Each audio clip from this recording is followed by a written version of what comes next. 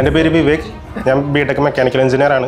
കുറച്ചാൾ ബിസിനസ്സായിരുന്നു. അതിന് ശേഷമാണ് ഇപ്പോൾ ഈ ഫീൽഡിലേക്ക് വരുമ്പോൾ നല്ല പേടിയായിട്ട് തന്നെ വന്നത്. പക്ഷേ എയറോണിക്ക് വന്നതിന് ശേഷം മിസ്സുമാർ നല്ല സപ്പോർട്ടായിരുന്നു. ഞാൻ തൃശ്ശൂർ ബ്രാഞ്ചിലുണ്ടായിരുന്നത്. തൃശ്ശൂർ ബ്രാഞ്ചിലെ മിസ്സുമാരൊക്കെ നല്ല രീതിക്ക് ഞാൻ സപ്പോർട്ടും കാര്യങ്ങളൊക്കെ ചെയ്യണ്ടായിരുന്നു.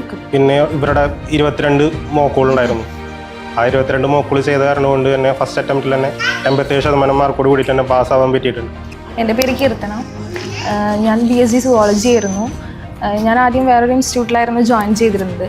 പക്ഷേ അവിടെ ടീച്ചിങ്സും ശരിയാവാതെ ഞാൻ പിന്നെ എയറോണിനെ കുറിച്ച് അറിഞ്ഞു എൻ്റെ ഫ്രണ്ട് വഴി. അങ്ങനെ എയറോണിൽ ചേർന്നു. അവിടുത്തെ ടീച്ചേഴ്സൊക്കെ ഭയങ്കര അടിപൊളിയാണ്, നല്ല സപ്പോർട്ടീവാണ്. പിന്നെ അവിടെ നമുക്ക് 22 മോക്സ് ആയിരുന്നു. അത് ഫുള്ള് മീൻസ് എല്ലാം ക്ലിയർ ചെയ്തു. അങ്ങനെ തന്നെ ക്ലിയർ ചെയ്താലാണ് നമുക്ക് എക്സാം അറ്റൻഡ് ചെയ്യുമ്പോൾ നല്ലൊരു പെർസെൻറ്റേജ് കൂടി പാസ്സാവാൻ പറ്റുള്ളൂ. അങ്ങനെ ഒരു 79% കൂടി പാസ്സായി. ഇപ്പോൾ സർട്ടിഫിക്കറ്റ് മേടിക്കാനായിട്ട് വെയിറ്റിംഗ് ആണ്, എക്സൈറ്റ്മെൻറ്റാണ് ഇരിക്കുന്നത്. എൻ്റെ പേര് ഡെൽസി. ഞാൻ ബിടെക് ബയോടെക്നോളജി ആയിരുന്നു. അത് കഴിഞ്ഞിട്ട് പിന്നെ കുറച്ച് നാളൊരു ഗ്യാപ്പ് ഉണ്ടായിരുന്നു. അപ്പോൾ ഇനി എന്ത് ചെയ്യണം എന്നിങ്ങനെ ആലോചിച്ചുകൊണ്ടിരിക്കുന്ന നേരത്താണ് ഇൻസ്റ്റയിലൊരു ഈ ആഡ് കണ്ടിട്ട് അങ്ങനെയാണ് എയറോണിക്ക് എത്തണേ. പിന്നെ ഇവിടെ എയറോണിൽ തൃശ്ശൂർ ബ്രാഞ്ചിലായിരുന്നു കോഴ്സ് ചെയ്തിട്ടുണ്ടായിരുന്നത്.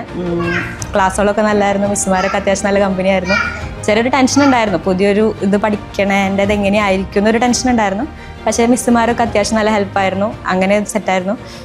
പിന്നെ ഇവിടെ മോക്കുകൾ കാര്യങ്ങളും അങ്ങനെയൊക്കെ ഉണ്ടായിരുന്നു. അപ്പോൾ ഫസ്റ്റത്തെ മോക്കുകളിലൊന്നും നമുക്ക് ഇങ്ങനെ കുറവ് മാർക്ക് കിട്ടുമ്പോൾ ഒരു ടെൻഷൻ ഉണ്ടായിരുന്നു, അതിങ്ങനെ പാസ്സാവില്ല എന്നൊക്കെ ഉണ്ടായിരുന്നു. പക്ഷെ പോകെ ഒരു 22 സംതിങ് മോക്ക് ഉണ്ടായിരുന്നു നമുക്ക്. അപ്പോൾ അങ്ങനെയൊക്കെ ആയിട്ട് വരുമ്പോൾ അത് ശരിയാവും. എക്സാം എഴുതി ഫസ്റ്റ് അറ്റംപ്റ്റ് തന്നെ ക്ലിയർ ചെയ്തു. 87% ഉണ്ടായിരുന്നു. ഇനി മെഡിക്കൽ കോഡിങ്ങിൻ്റെ ബാക്കി ഫ്യൂച്ചറിലേക്ക് എന്താണ് അവസ്ഥ എന്നുള്ളത് അറിയാൻ വെയിറ്റിംഗ് ആണ്. Thank you.